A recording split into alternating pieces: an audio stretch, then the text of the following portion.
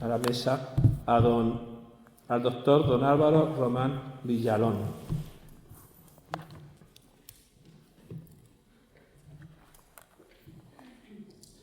Doctor en mayología, porque existe esa rama de estudios en Roma, un instituto, en una facultad llamada el Mariano, será el título para mayología, no existe más. Aunque en Sevilla, que se ha transformado su centro de estudio, que era un centro agregado a la Facultad de Teología de Granada, pues se ha independizado, se ha hecho Facultad de Teología hace un par de años. Y él se ha encargado de una especie de rama de la teología del tipo mariano, que es lo que estudian allí, y que también se puede estudiar, no como en el mariano, que estudia la mayología plenamente, pero sí, pues, el estudio de la teología con gran peso de la mariología, y él es el director de ese departamento. Y aquí después presentaremos a dos de sus discípulos, y le presento así, y ya que hable él y sobre Jesucristo ante la feminidad. Muchas gracias. ¿Se oye bien? Que la apagan. Ahora sí, ¿no? Vale. El objeto de estudio de nuestro tema es relativo sobre todo al capítulo 5 de la Mulieris Dignitatem. En este sentido nos centramos en la relación de Jesús con las mujeres que aparecen en este capítulo, lo que orienta el contenido de nuestra exposición en un asunto más cristológico que mariológico. Observaremos el carácter revelador de esta relación para la dignidad y la vocación de la mujer, la novedad que supuso respecto a los cánones culturales de su tiempo, la fuente de tal novedad que manifiesta la exousía, autoridad de Jesús, su verdad sobre la mujer, las mujeres en concreto que aparecen en dicho capítulo y finalmente la imagen que de éstas emerge conforme a las palabras y la actitud de Jesús hacia ellas, actitud llena de respeto, ternura y compasión.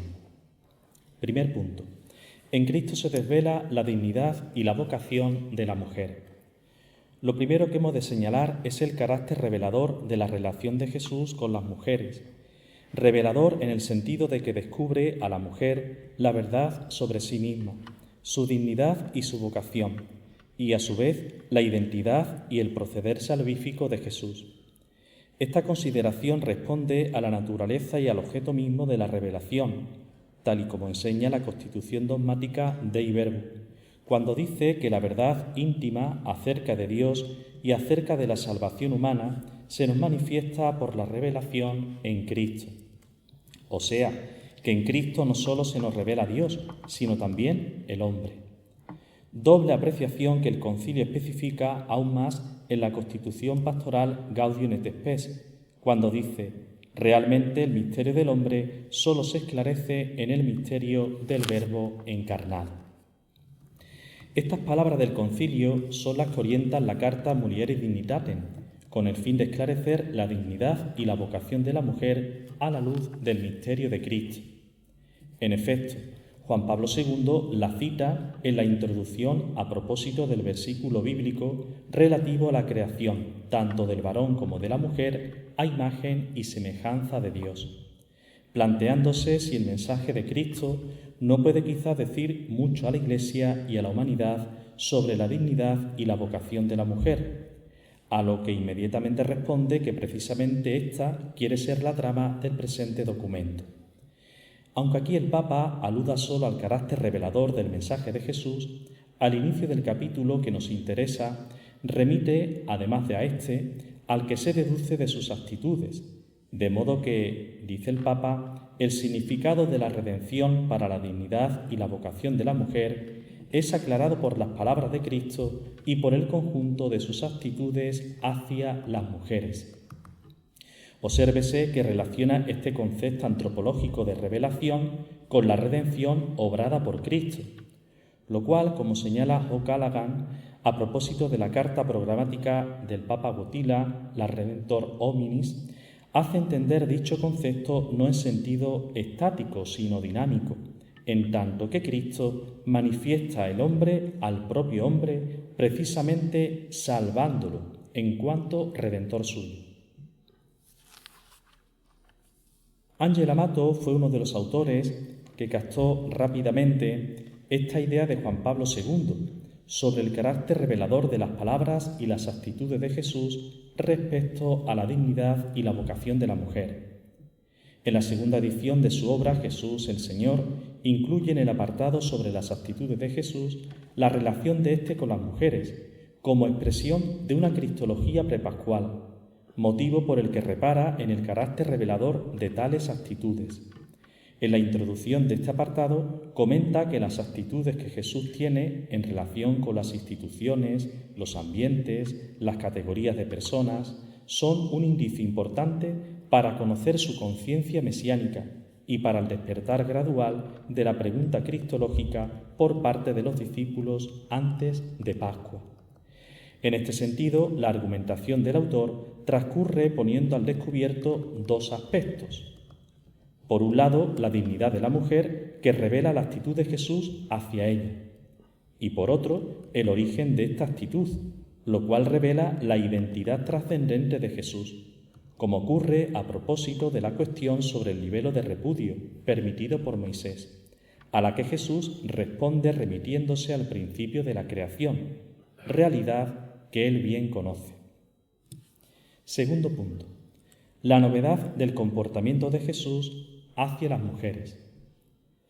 La revelación de la dignidad y de la vocación de la mujer a partir de las palabras y de las actitudes de Jesús implica una absoluta novedad respecto a la cultura de su tiempo, novedad reconocida por todos los autores, habiendo incluso quienes la definen como una auténtica revolución, como hace René Laurentin en un estudio que, por cierto, parece tener en cuenta Juan Pablo II en el capítulo 5 de la Mulieris Dignitatem.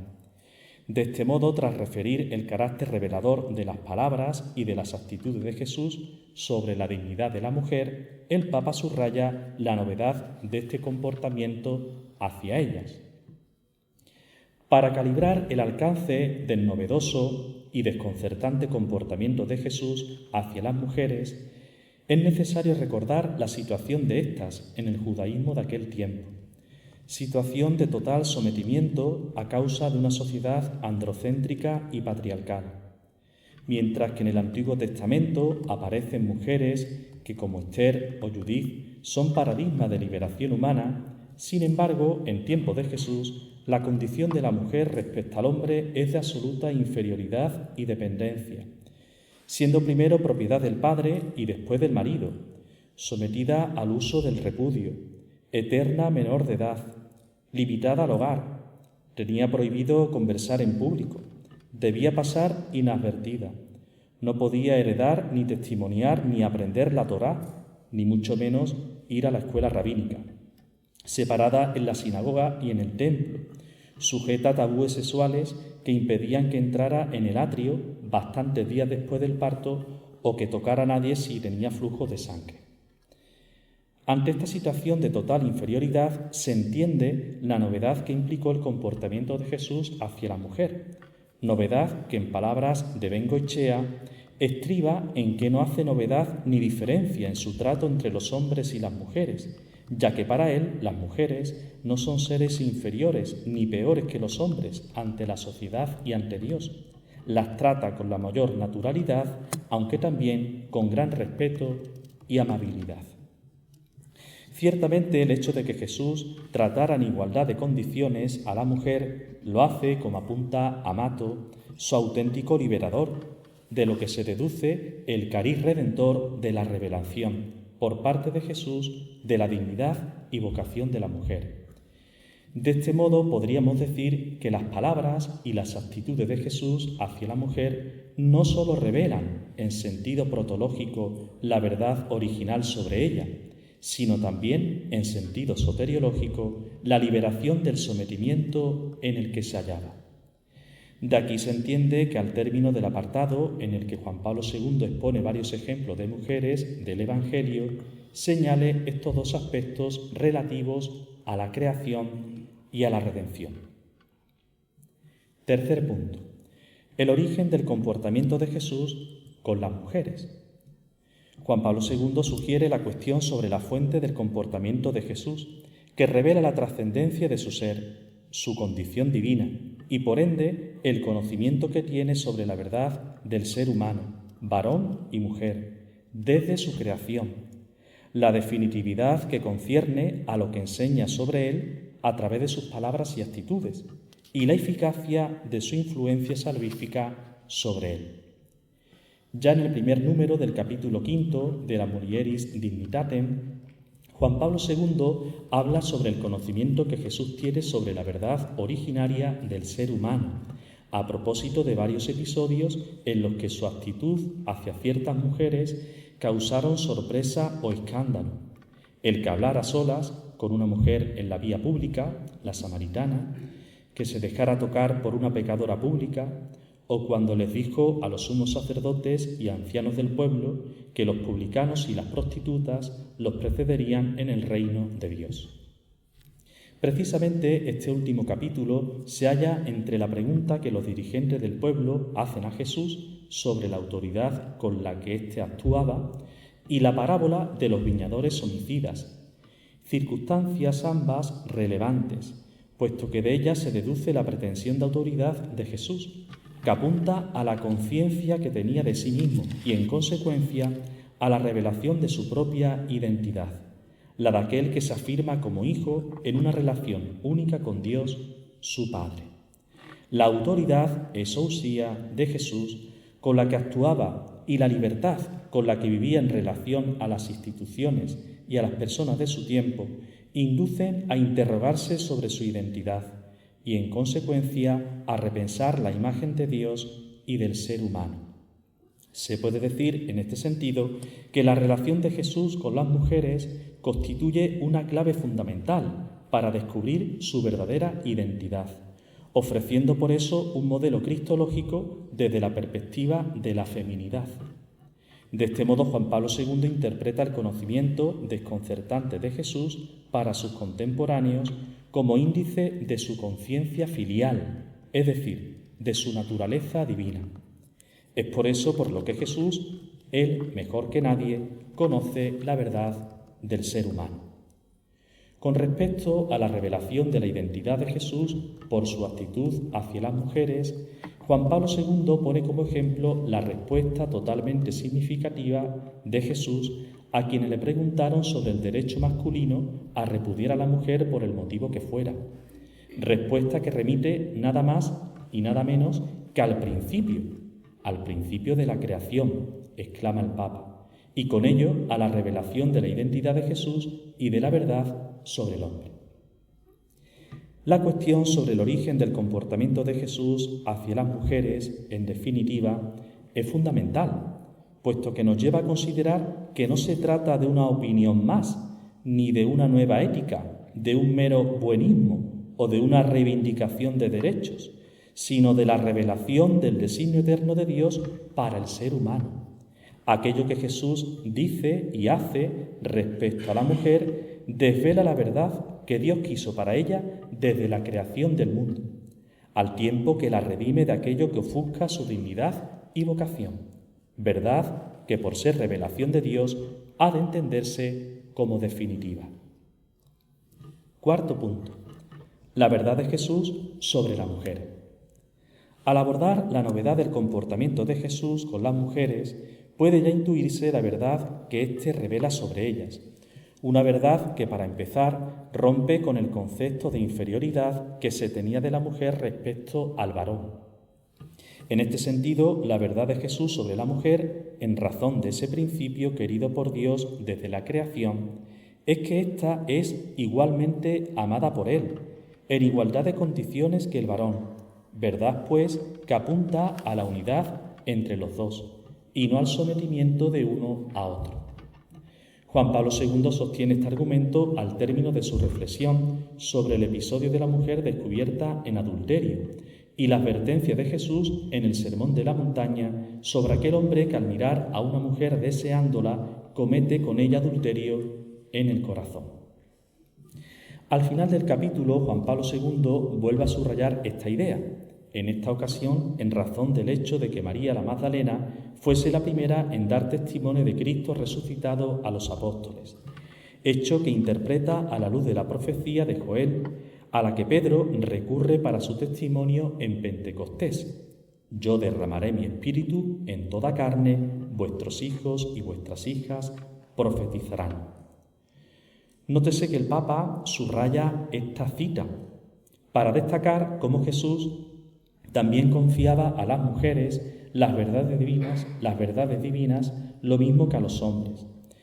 De este modo, Pentecostés, colofón de la revelación de Dios en Cristo, momento en el que se hallaban todos, hombres y mujeres, en oración, manifiesta la igualdad entre el varón y la mujer. Igualdad que, sin embargo, como nos ha recordado Carmen, no significa la anulación de la diversidad. Observación esta que el mismo Papa subraya en el texto y que también repite en otros documentos magisteriales suyos. La verdad que Jesús revela a la mujer sobre sí misma la interpela a examinarse, la anima a convertirse y la libera, de modo que esta verdad no es sólo propositiva, sino también redentora. Argumento que lleva a Juan Pablo II a poner como ejemplo el trato de Jesús con la samaritana, que, aun y cuando sabía que esta era una pecadora, no tuvo reparo en tratar con ella. Antes de pasar al siguiente apartado, querríamos señalar cómo Juan Pablo II recurre constantemente a la Sagrada Escritura en la Mulieris Dignitatem, hasta el punto de poder decirse que la Carta Apostólica es toda una meditación teológico-bíblica sobre la mujer. Ciertamente, como advertía la profesora María Co, la impronta esencialmente bíblica de la Mulieris Dignitatem se debe al objeto del mismo documento, es decir, saber qué piensa Dios de la mujer, o sea, la verdad revelada por Dios sobre ella, esa verdad que Cristo le ofrece y mediante la cual la redime. Quinto punto, las mujeres del Evangelio mencionadas en la Mulieris Dignitatem. Aquí doy un salto porque también explico el por qué no menciona en este capítulo a otras mujeres de la vida, de la infancia de Jesús, entre ellas también la Virgen María. Y también pues ofrezco un extenso elenco de todas las mujeres que el Papa menciona, que creo que es mejor que se lea en el texto una vez que, si Dios quiere, sea publicado. El hecho es que la mención de tantas mujeres en relación a Jesús hace de este capítulo el más cristológico del documento, como de hecho sugiere el título del mismo, Jesucristo. La memoria de este gran número de mujeres en los Evangelios demuestra que la actitud innovadora de Jesús hacia ellas fue una constante a lo largo de su ministerio público y que, por tanto, es clave para la interpretación de su identidad y misión, así como para la revelación de la verdad sobre la mujer según el designio de Dios. Juan Pablo II las agrupa en 5 apartados. En el primero presta atención a la samaritana. En el segundo menciona a diversas mujeres en razón de la enfermedad, el seguimiento y las parábolas. En el tercero trata la complicidad del hombre en el pecado de la mujer. En el cuarto habla sobre el discipulado femenino y en el quinto sobre aquellas que anunciaron a Cristo resucitado de entre los muertos. Nosotros haremos un breve análisis sobre ellas, agrupándolas también en 5 apartados, pero conforme a las diversas actitudes de Jesús hacia ellas según las circunstancias de estas. Mujeres alabadas o propuestas como modelo por Jesús, mujeres enfermas, pecadoras, discípulas y testigos. Sexto punto. Mujeres alabadas o propuestas como modelo por Jesús. Llama poderosamente la atención el hecho de que una cultura en la que la mujer se hallaba tan segregada y minusvalorada, en contra de la tradición rabínica de su tiempo, que acostumbraba a denigrar la realidad de la mujer, su inteligencia y su comprensión de los misterios de Dios, Jesús la alabe por su fe, la proponga como ejemplo y la mencione para bien en su predicación, especialmente en las parábolas, lo cual, en palabras de Federico Pastor, demuestra que Jesús conoce y aprecia el mundo femenino de su época y aún las reacciones, psicología y experiencias de las mujeres. En este caso se evidencia perfectamente la novedad que supuso el comportamiento de Jesús hacia ellas y la verdad que con ello revelaba, la igualdad entre el varón y la mujer, que en consecuencia hace a la mujer igualmente merecedora de las realidades del reino. Juan Pablo II menciona a dos mujeres cuya fe es alabada por Jesús, la hemorroísa y la mujer cananea. Ante el esfuerzo de la primera por tocarle el manto para curarse, Jesús le dice: «Hija, tu fe te ha salvado». Tierna expresión, llamándola hija, que pone al descubierto su corazón compasivo, como también sucede en el caso de la cananea, por la insistencia de ésta para que curase a su hija y la respuesta audaz que le dio: «También los perritos se comen las migajas que caen de la mesa de los amos». Jesús, admirado, le dice: «Mujer, qué grande es tu fe, que se cumpla lo que deseas». Asimismo, en otro lugar de la carta, Juan Pablo II refiere cómo Jesús se admira y propone como ejemplo la fe de otras dos mujeres, pero esta vez matizando esta fe como impregnada de amor, distintivo de la respuesta creyente de la mujer a Jesús, respuesta, dice el Papa, femenina de la mente y del corazón. Es el caso de aquellas dos mujeres que ungieron a Jesús, la primera la pecadora pública en casa del fariseo, cuyo modo de actuar, además, es el punto de partida por parte de Jesús para explicar la verdad sobre la remisión de los pecados.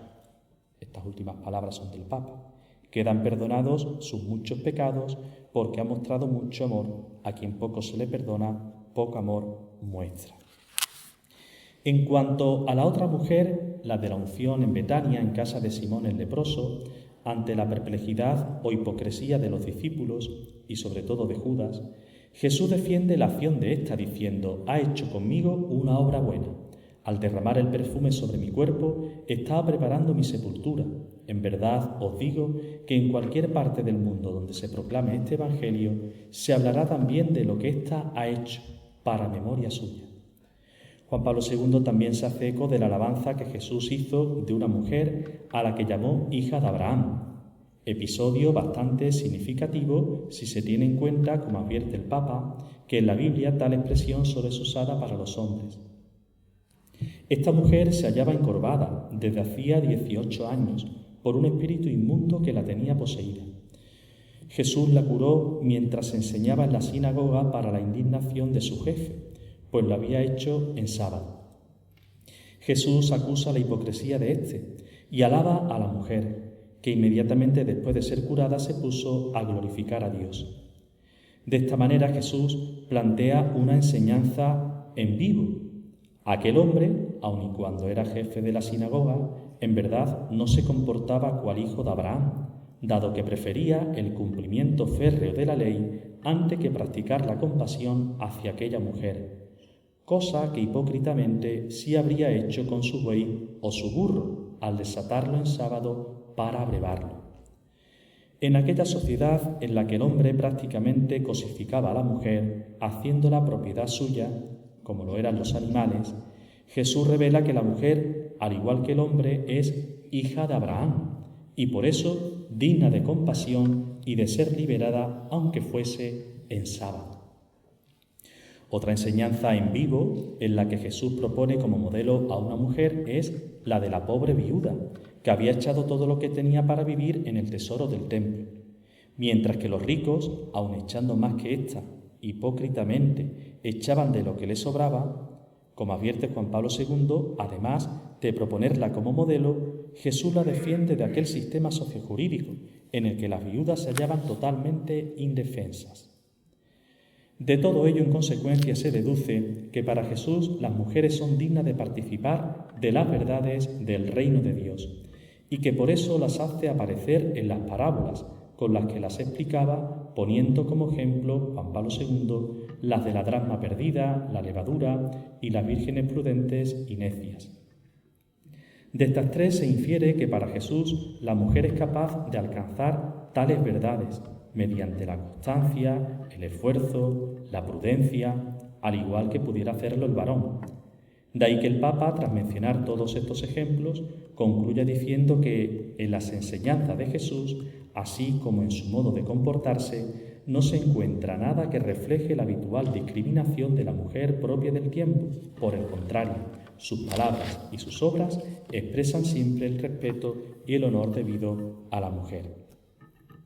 Podríamos señalar una observación más sobre las parábolas, en concreto la de la dracma perdida, tremendamente significativa, puesto que pertenece a las 3 parábolas recogidas por Lucas en el capítulo 15 de su Evangelio, con el que explica la misericordia de Dios.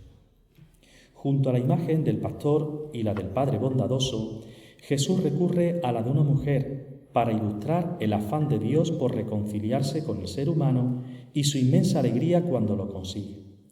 Sorprendentemente, Jesús alegoriza el amor misericordioso de Dios mediante una imagen insignificante para aquella sociedad androcéntrica, la de una mujer que, hacendosa, enciende la lámpara y barre con cuidado para encontrar la dracma que se le había perdido.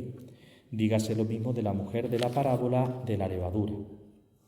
Mientras que aquellos a quienes dirige la parábola, fariseos y escribas, no reverberan la misericordia de Dios, Jesús les interpela exponiéndosela con la recreación de una escena no relativa a la práctica de la ley o a su estudio, sino a una tan insignificante para ellos como la de una mujer en el hogar, a la que, recordemos, tenía prohibido el estudio de la Torá.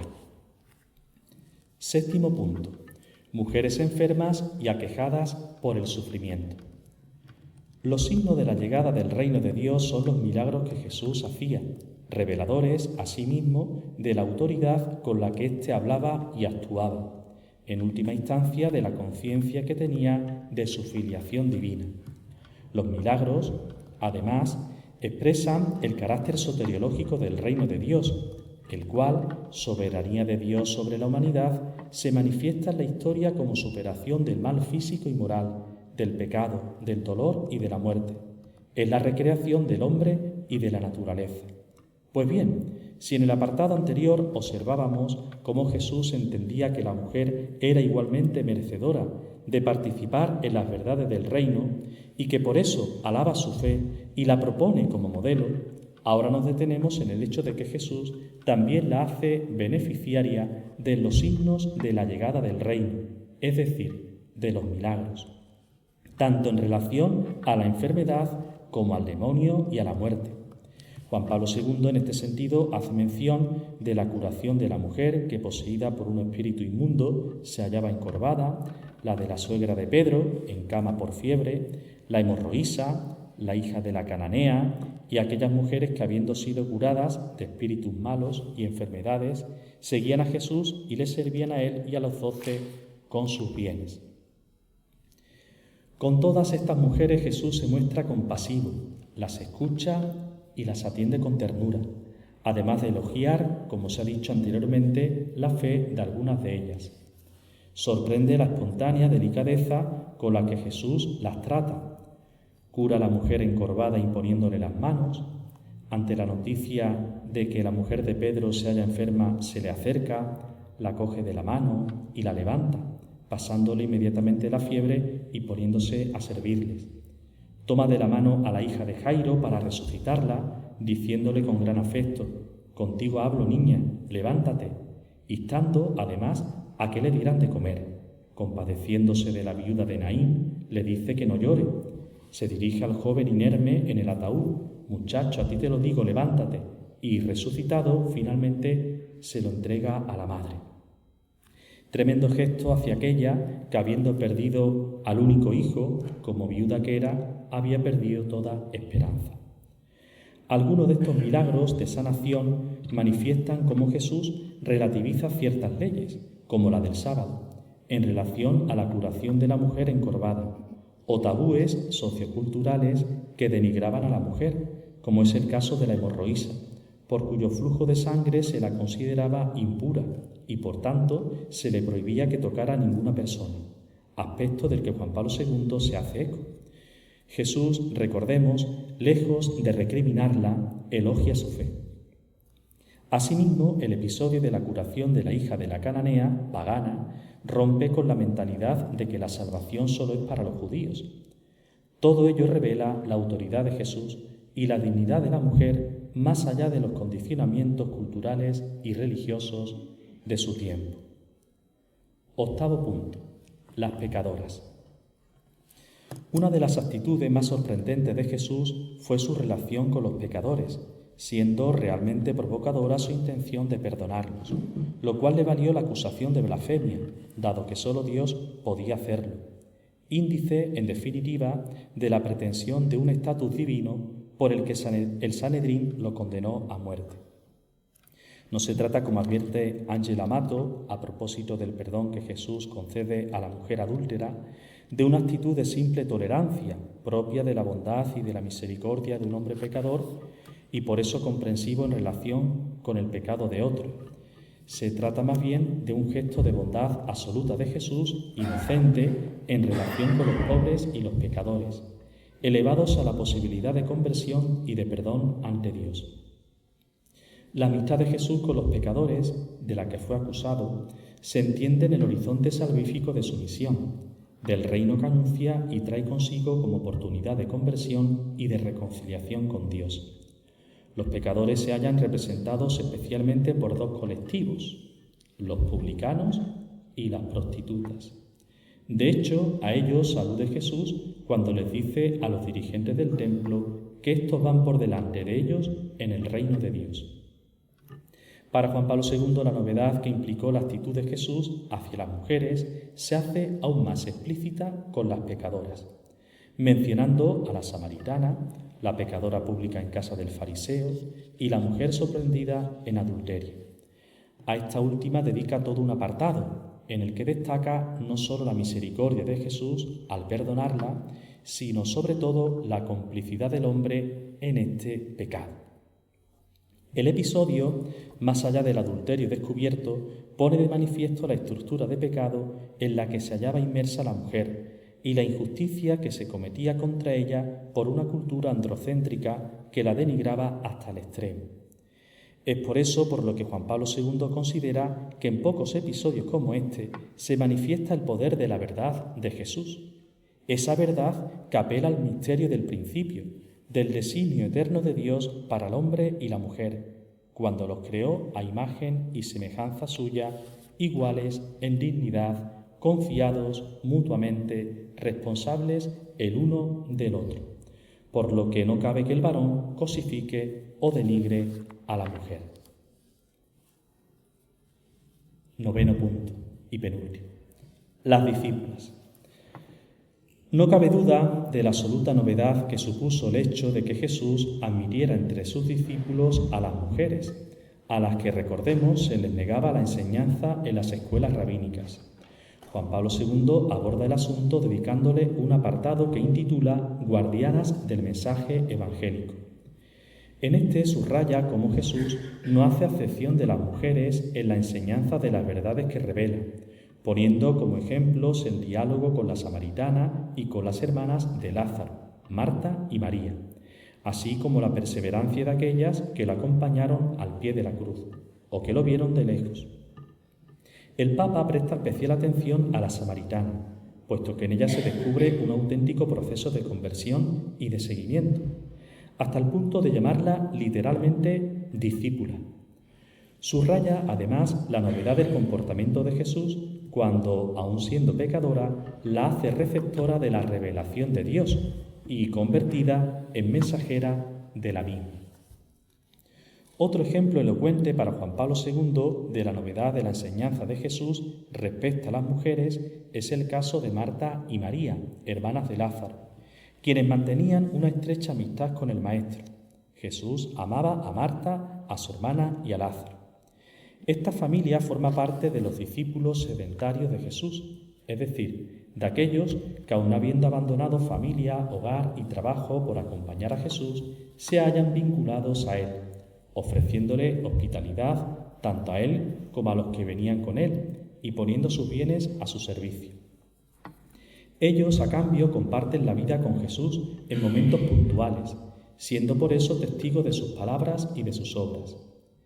Esta modalidad discipular se hace del todo evidente en este hogar de Betania. La actitud de María a los pies de Jesús, escuchando sus palabras, es la del discípulo que oye con gran atención al Maestro. Pero el contraste con la preocupación de Marta, afanada en las cosas del hogar, hace que Jesús vuelva a exponer otra visión novedosa sobre la mujer, de lo que también se percata Juan Pablo II. Pues ante la pregunta respecto a la inoperancia doméstica de María, Jesús responde tajante y discordante que María ha escogido la mejor parte. No obstante, Marta tendrá la oportunidad de demostrar esta prioridad discipular en el episodio de la resurrección de su hermano Lázaro, circunstancia en la que se convierte en interlocutora de Cristo y habla acerca de las verdades más profundas de la revelación y de la fe. Uno de los coloquios, insiste Juan Pablo II, más importantes del Evangelio.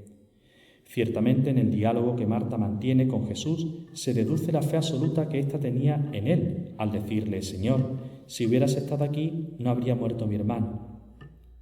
Ante esto, Jesús le revela la verdad profundísima de su identidad. Yo soy la resurrección y la vida. El que cree en mí, aunque haya muerto, vivirá, y el que está vivo y cree en mí, no morirá para siempre. Revelación que remite una vez más a su pretensión de autoridad y al carácter soteriológico de su misión, pues no solo ha venido a vencer el pecado, el demonio, la enfermedad, sino también incluso a la misma muerte. Ante semejante revelación y ante la pregunta interpelante de Jesús, ¿crees esto?, Marta profiere una confesión de fe cristológica profunda, a la altura de la de Pedro. Sí, Señor, yo creo que tú eres el Cristo, el Hijo de Dios, el que tenía que venir al mundo. Finalmente, queriendo destacar Juan Pablo II la veracidad de la fe de estas discípulas de Jesús, recuerda a las que en el momento de la prueba definitiva y decisiva para toda la misión mesiánica de Jesús, lo acompañaron al pie de la cruz. Según el Evangelio de Juan, María su madre, María mujer de Cleofás y María la Magdalena, así como aquellas otras que miraban de lejos y que lo habían seguido desde Galilea para servirle. A estas ya las había mencionado con anterioridad para subrayar, según el testimonio de Lucas, que a veces a las mujeres que encontraba Jesús y que de él recibieron tantas gracias, lo acompañaban en sus peregrinaciones con los apóstoles. Anunciando el Evangelio del Reino de Dios, algunas de ellas le asistían con sus bienes. Doy un salto para irme al último punto, en este caso sobre las testigos. En línea con la idea que Juan Pablo II sugiere en el apartado sobre las guardianas del Evangelio, en el siguiente, sobre las primeras testigos de la resurrección, vuelve a insistir en la nota distintiva de la respuesta creyente de estas a Jesús. Respuesta que de algún modo se distingue de la de los hombres. Dice el Papa: desde el principio de la misión de Cristo, la mujer demuestra hacia él y hacia su misterio una sensibilidad especial que corresponde a una característica de su feminidad. Para el Papa, esta singularidad femenina, que a diferencia de los apóstoles lleva a las mujeres a perseverar en el momento de la prueba, en la resurrección de Jesús se traduce en la preeminencia absoluta de testimoniarla, preeminencia que el Papa advierte por 5 veces, indicio de la importancia que a ésta le da. El hecho de que la fe en la resurrección de Jesús dependa del testimonio de las mujeres constituye un signo de credibilidad de este misterio, teniendo en cuenta que para la sociedad judía el testimonio de la mujer carecía de valor. En este sentido se comprende la importancia que tiene la preeminencia en el anuncio de la resurrección por parte de las mujeres, así como lo que Jesús vuelve a manifestar con esta deferencia hacia ellas, es decir, que al igual que los hombres, las mujeres son dignas de conocer las verdades reveladas y de transmitirlas, lo cual, en palabras de Amato, subraya una vez más la radical dignidad de la mujer, su innegable paridad con el hombre y su vocación a ser discípula, testigo y profeta. Entre todas ellas, Juan Pablo II presta mayor atención a María Magdalena, a tenor del Evangelio de Juan, que pone de relieve el papel especial de esta en ser la primera en encontrar a Cristo resucitado y en anunciarlo a los apóstoles. A este respecto, el Papa retoma el título con el que Rábano Mauro y Santo Tomás de Aquino, a quienes cita, llaman a María Magdalena, apóstol de los apóstoles, denominación que, por cierto, encabeza el prefacio para la misa en la celebración de su fiesta.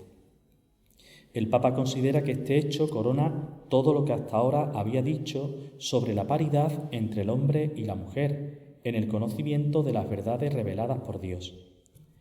El encuentro del resucitado con la Magdalena es una metáfora en vivo de lo que supone el misterio de Jesucristo para la mujer en cuanto a la revelación de su propia dignidad, sirviéndonos de la expresión con la que Juan Pablo II observa cierta particularidad en la respuesta de las mujeres a Jesús.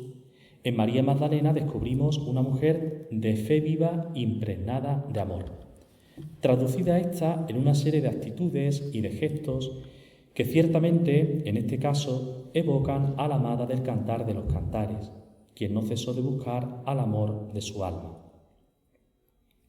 Así se entiende que, aun no habiendo amanecido, se apresura al huerto, a donde habían sepultado a Jesús. El drama de no encontrar su cuerpo, el echarse a correr para contárselo a Pedro y a Juan, permanecer cuando estos se fueron llorando junto al sepulcro, y finalmente el intento de retenerlo consigo, gesto que, según otra variante recogida por los evangelios, consistió en echarse a los pies de Jesús para abrazarle y postrarse ante él. Por el afán de buscarlo, María Magdalena, en su aspecto de mujer y discípula, simboliza a la nueva comunidad cristiana, siendo paradigma de todo aquel que busca con pasión la sabiduría, la cual se identifica con Jesús. En este sentido, ya no solo llama la atención que María Magdalena se comporte como cualquier buen discípulo, sino que, además, para el evangelista, adquiera una personalidad comunitaria, representativa, modélica. El contexto discipular en el que se desarrolla la escena se ve reforzado por el diálogo que la Magdalena entabla primero con los apóstoles y después con el resucitado, así como por el nombre con el que ésta se dirige a Jesús tras reconocerle, Rabuni, que significa maestro.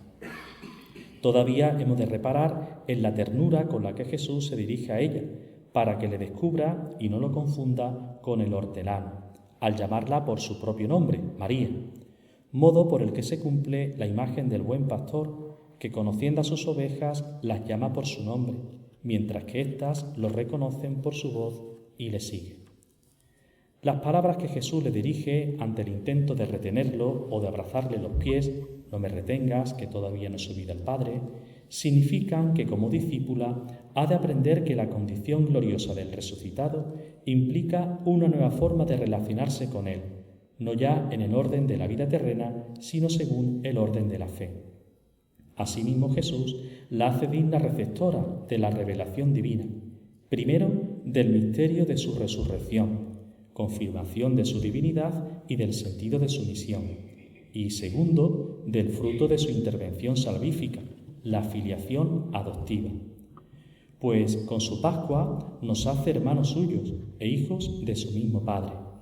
Mensaje absolutamente consolador y reconciliador si se recuerda que va dirigido a quienes en el momento de la prueba lo habían abandonado, apareciéndose en primer lugar a María Magdalena, renovando su discipulado e ilustrándola con las verdades reveladas. Jesús la convierte en paradigma de la dignidad de la mujer, aún más cuando la hace apóstol de su resurrección, pues ella, inmediatamente, obedeciéndole, fue y anunció a los discípulos: he visto al Señor y ha dicho esto. En consecuencia, es importante reseñar que María Magdalena es discípula, testigo y apóstol de Jesús. Esta última cualidad, la de ser mensajera, fue tenida en cuenta por leyendas como la recogida por Jacopo de la Vorágine, quien presenta a la Magdalena predicando el Evangelio en la Provenza francesa.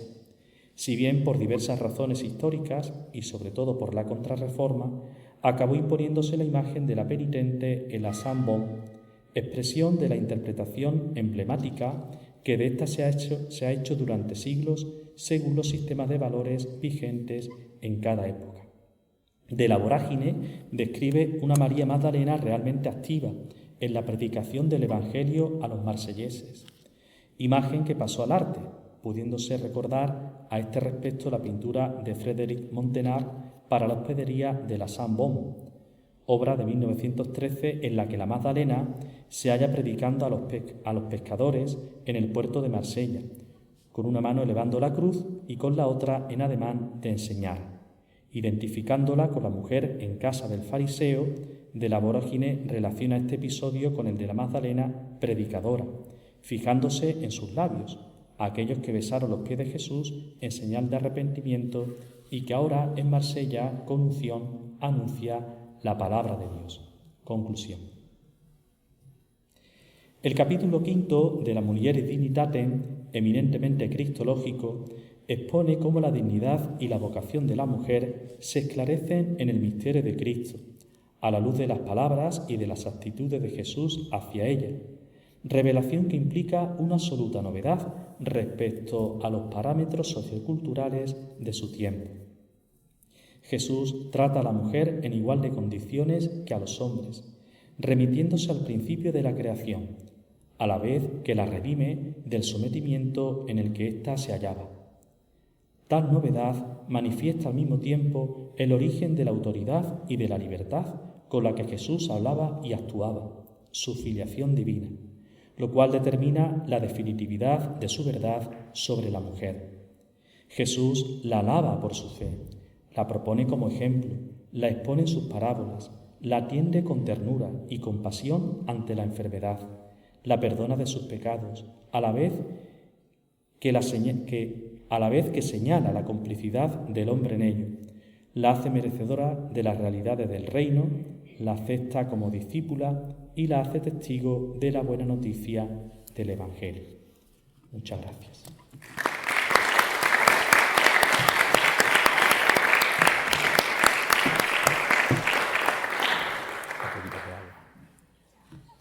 Cómo han sido buenos los dos en el tiempo y también en la claridad. Pues tenemos media hora, si quieren, para hacer preguntas. No hace falta que estemos media hora preguntando, pero pueden preguntar y hacer un diálogo lo que desean. Personas que deseen preguntar, levanten la mano y hagan la pregunta en voz alta desde el lugar donde están.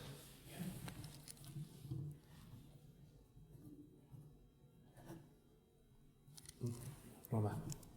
Quería hacer una pregunta a la doctora Álvarez, a propósito de la situación actual en el debate sobre la cuestión de género, porque la Mulieris Dignitatem, como se mencionaba al principio, ya tiene 35 años.